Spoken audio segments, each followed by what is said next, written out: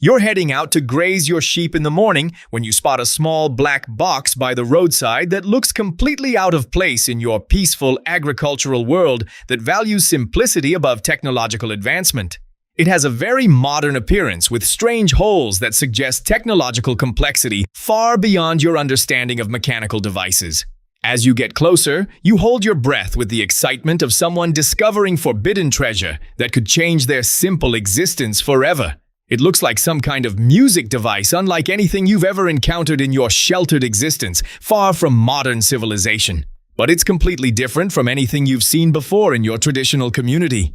You're 23? An Amish young man who only knows acoustic instruments that require human skill and spiritual connection to create beautiful music. And now you're holding a piece of advanced sound technology that represents everything your conservative community warns against and considers spiritually dangerous. Your name is Samuel, and in Amish culture, music is only played with natural instruments that connect people to honest craftsmanship and spiritual expression through human talent. Electric sound devices are absolutely forbidden because they separate people from authentic musical expression and create artificial experiences that distance souls from God. But this small box looks incredibly interesting and mysterious in ways you don't understand, representing technological advancement that fascinates despite conflicting with your values. You put the device in your pocket and take it to the barn where you can examine it privately without attracting unwanted attention. In the barn, you start examining the device with growing fascination. It's very lightweight and remarkably compact for something so sophisticated. There are buttons on it that suggest complex functionality. You press one experimentally with careful curiosity. These kinds of sound devices fascinate young people who've never encountered electronic music production or modern audio technology that defies their understanding of natural sound creation. Nothing happens initially, which disappoints your growing excitement. You try different buttons with persistent curiosity about their purpose and function. Suddenly it starts playing music at high volume with technological magic that completely overwhelms your sheltered senses. You jump back in shock and amazement. Incredible! The music is extremely loud. It's completely unlike anything you've ever heard before in your quiet community. You panic and press buttons frantically while trying to make it stop the overwhelming noise. These kinds of sudden sounds can be very frightening when you're not prepared for electronic amplification. Finally, you manage to turn it off successfully. The barn returns to peaceful silence. What is this strange device? You wonder while trying to process what just happened. David enters the barn with curious concern. Samuel, what was that loud noise coming from here? You show him the device with obvious pride in your discovery. The sound came from this small machine. David approaches and examines it with growing wonder. This tiny device produces music louder than our entire church choir? Yes! Incredibly loud music that fills the entire space, you explain with enthusiasm. Show me how it works, he says, while barely containing his excitement and curiosity. You hesitate because of the obvious volume. It's very loud, David, and might attract unwanted attention. I'm curious about it. Please demonstrate, he insists with persistent enthusiasm. You press the button and music starts again with electronic precision. People's curiosity about music is incredibly powerful, regardless of their cultural background. This time, it plays a different song that amazes David with its clarity and volume. This is absolutely incredible, Samuel. How can such a tiny device produce such powerful sound? I have no idea. But it represents very advanced technology, you admit with honest confusion. The sound quality is so clear. It's completely different from our traditional instruments, David observes with technical appreciation. Both of you listen to the music with fascination. It's extremely impressive despite being foreign to your experience. But the music style is completely different from anything you're accustomed to hearing in your community. This music moves very fast, David comments while trying to understand the rhythm. Yes, and it's much louder than anything we're used to. You express your discomfort with the volume. Our music is much more peaceful and contemplative, David states with cultural pride. And these kinds of cultural differences are very obvious when comparing traditional and modern approaches. You continue listening to different songs with scientific curiosity about their variety. Some are slow and melodic, while others are extremely fast and energetic. Samuel, who creates these musical recordings? David asks as if you're an expert on modern technology. I don't know, David. I think they're stored inside the device somehow, you speculate with limited understanding. Inside the device? How do they fit? He asks with genuine amazement about technological storage. You shrug because this technology is completely mysterious to your agricultural understanding. People often view unknown technology as magical when they can't comprehend the underlying mechanisms. You spend hours listening to different musical styles while discovering the device's capabilities. Some songs appeal to you, while others you dislike completely due to their aggressive nature. Samuel, could people dance to this type of music? David asks with innocent curiosity. I don't know.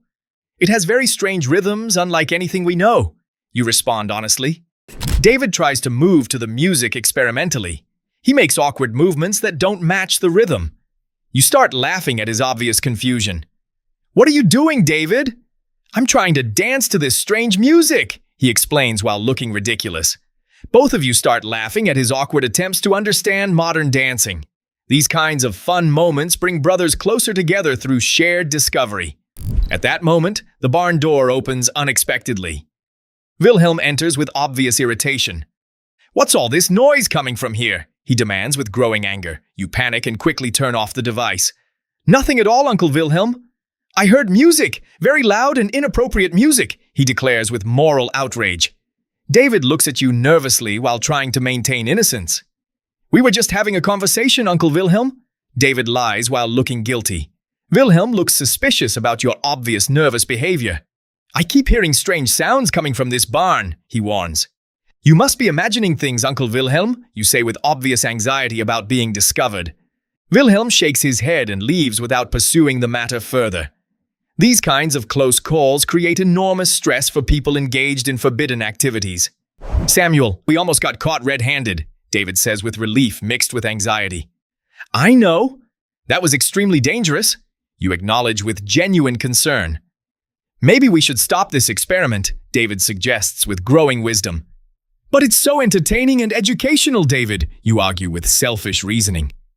Yes, but what happens if Dad discovers our secret? He asks with legitimate concern about consequences.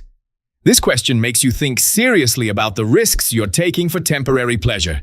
People's desire to take risks for excitement is often stronger than their common sense. Let's try it one more day, you negotiate with dangerous persistence. Okay, but we need to be much more careful, David agrees reluctantly. The next morning, you and David return to the barn with renewed determination to explore the device. In this time, you listen for longer periods while becoming bolder about your experimentation. Samuel, how many songs are stored in this device? David asks with scientific curiosity. Many, I think. It keeps playing different ones continuously, you observe with amazement. How is that even possible? He asks with genuine wonder about technological storage capacity. I don't know, David. It seems like magic, you admit with honest confusion. These kinds of technological marvels completely captivate young minds that have never encountered electronic media. You discover different musical genres while exploring the device's variety.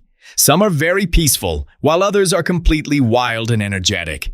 Could this type of music be played in our village? David asks with cultural curiosity. I don't think so. It's too different from our traditions.